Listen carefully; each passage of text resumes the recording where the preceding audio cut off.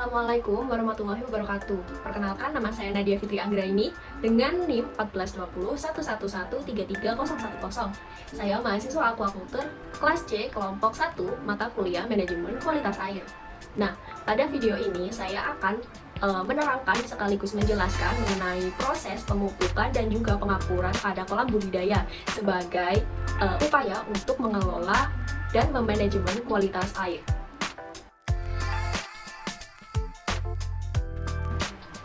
Perlu diketahui bahwa salah satu kunci keberhasilan dalam pengelolaan budidaya ikan adalah bagaimana cara kita mengelola kualitas air dalam kolam tersebut.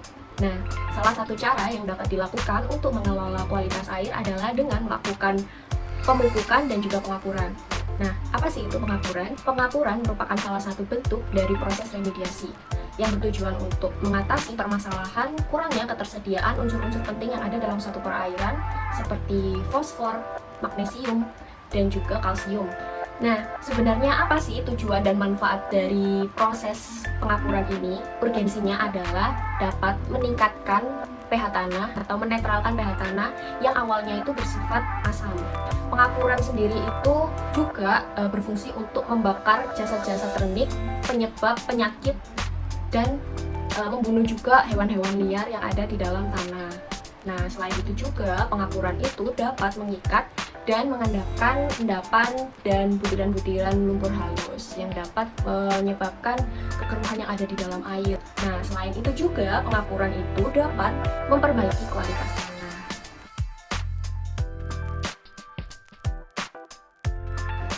Nah, proses pengapuran tadi adalah merupakan salah satu cara untuk mengelola kualitas air.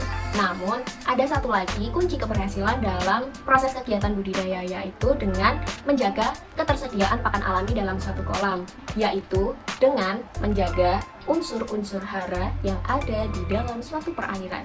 Bagaimana caranya? Yaitu dengan pemupukan. Kenapa sih pemupukan itu penting? Nah, pemupukan ini bertujuan untuk meningkatkan unsur-unsur hara yang ada di dalam perairan seperti fosfat, nitrogen, magnesium, dan lain-lain.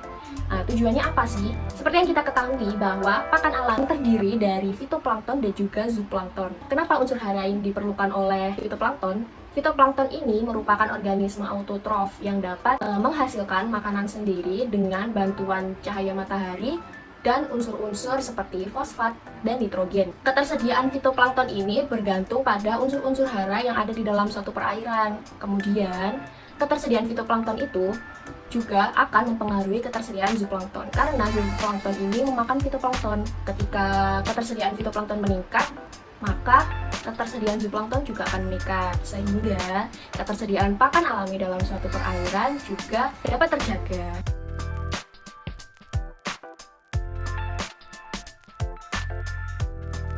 Di sini, alat-alat dan bahan-bahan yang akan digunakan yaitu sebagai berikut.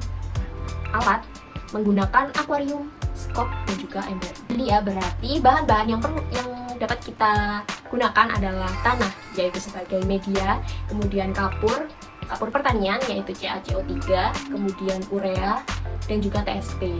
Oke, cara kerjanya yaitu pertama, memasukkan tanah ke dalam akuarium kurang lebih 10 cm tebangnya. Kemudian yang kedua, balik tanah tersebut menggunakan skop. Kemudian yang ketiga, dijemur selama 3-5 hari sampai kering dan pecah-pecah. Nah, setelah kering dan pecah-pecah itu kemudian dimasukkan air dengan ketinggian kurang lebih 50 cm selama 1-2 hari. Nah, setelah itu air dikeluarkan selama 1 hari, lalu dikeringkan lagi kira-kira selama 1-2 hari. Nah, setelah itu baru diukur pH dari tanahnya.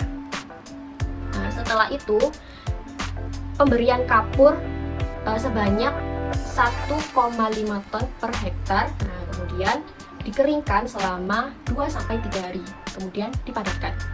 Nah, setelah itu pemberian lapisan kulit kerang dan pasir putih kira-kira setebal 1 cm. Kemudian ditambahkan air setinggi 20 cm. Nah, setelah itu diberikan pupuk urea sebanyak 50-75 kg per hektar dan TSP sebanyak 25-30 kg per hektar.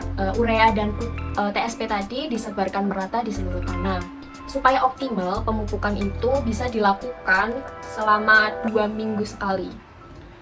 Kemudian, memberikan saponin sebanyak 50 kg hektar atau 7 ppm selama 5-7 hari.